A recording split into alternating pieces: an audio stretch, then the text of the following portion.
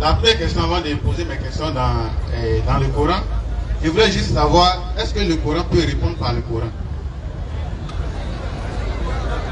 Oui. Ok, merci beaucoup. C'est la meilleure réponse qu'elle a. Voilà, j'ai lu dans la Sourate 4, verset 156 au verset 157. J'ai lu dans la Sourate 4, verset 156 au verset 157. Jésus n'a jamais été tué ni crucifié, Allah l'a élevé. Voilà, non. Si on peut lire le verset avant que je Comme tu insistes. Et à cause de leur mécréance et de l'énorme calomnie qu'ils prononcent contre Marie, et à cause de leurs paroles, nous avons vraiment tué le Christ, Jésus, fils de Marie, le messager d'Allah. Or, ils ne l'ont ni tué ni crucifié, mais ce n'était qu'un faux semblant. Et ceux qui ont discuté sur son sujet sont vraiment dans l'incertitude. Ils n'en ont aucune connaissance certaine. Ils ne font que suivre des conjectures et ils ne l'ont certainement pas tué.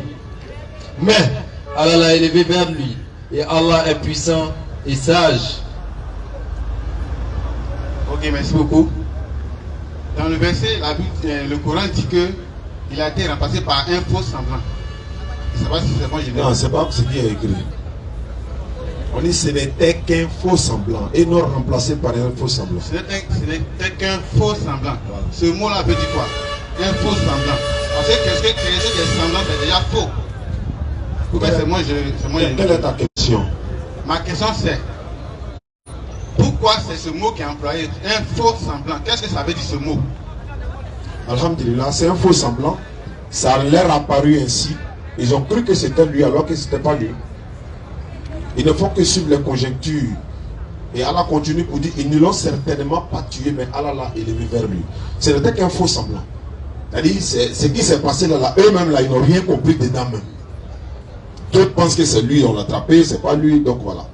Mais c'est pas ce qui est écrit, ce que tu as dit là. Ah, donc il n'est pas crucifié.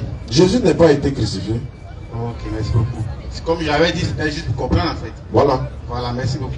J'ai encore un autre verset que je veux comprendre. Allons-y, frère. Ok, dans la sourate 91, verset 7 à 8. Lecture. Sourate 91, au du verset 7. Et par l'âme est celui qui l'a harmonieusement façonné. Et lui a alors inspiré son immoralité de même que sa piété. Ok. Ici, le Coran dit que Allah a inspiré son immoralité. Adjectif possessif, son immoralité. Bon, je ne sais pas si c'est... On t'écoute, hein. Voilà. Le Coran dit son immoralité. C'est l'immoralité d'Allah ou bien c'est l'immoralité des croyants plutôt? C'est l'immoralité de l'âme. Allah parle de l'âme, non? Donc c'est là qui a inspiré cette immoralité-là. Est-ce que tu as compris d'abord le verset? Si veut relire, on va.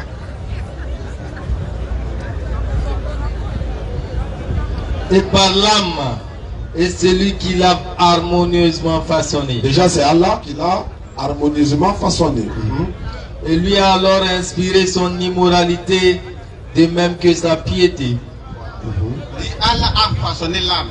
Et lui a inspiré son immoralité. L'âme qui a été façonnée par Allah, peut-il avoir lui-même son propre immoralité? Non. C'est pas son, c'est ça. C'est ça, pardon. Maintenant, on dit, il lui a alors inspiré. Qui a inspiré ça? C'est Allah qui a façonné et qui l'a inspiré.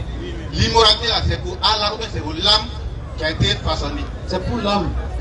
Parce qu'il a ajouté encore de même que sa piété. De même que sa piété aussi. Les deux sont dedans. Oui, mais l'immoralité et l'âme, l'immoralité et la piété, ce sont deux choses différentes. Qui sont dans l'âme là. C'est-à-dire c'est le bien et le mal, quoi. Ils sont en lui. Donc c'est Allah qui les a inspirés en l'homme. C'est une manière de dire que c'est lui qui a enseigné ça. C'est lui qui a donné la connaissance du bien et du mal à l'âme. Ok, merci beaucoup. Tu vois, non? Comme Dieu dit par exemple, j'ai ordonné à Abraham, choisis deux voies, le bien et le mal. Choisis le bien et tu vivras. Tu vois, non? Ok, une dernière question. Oui. Voilà. Pour toi, hein? Oui, non, c'est pour moi-même. Voilà, c'est pour moi. Il y a d'autres personnes qui sont... Non, je sais où je sais pourquoi il a dit ça. Allons-y. Ok. Dans la sourate 2, verset 25. Sourate 2, 25. Sourate 2, 25.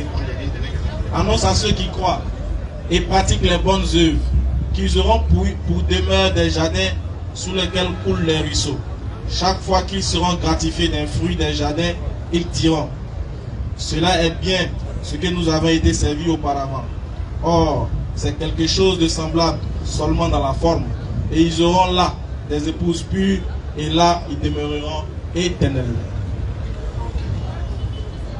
Ici, et le verset parle de qui ici concrètement? Les musulmans. Le verset parle des musulmans qui auront des épouses Pur. pures Oui, dans le paradis. Oui, monsieur. Et les épouses qu'ils ont sur terre ici. Oh, Dieu, le village.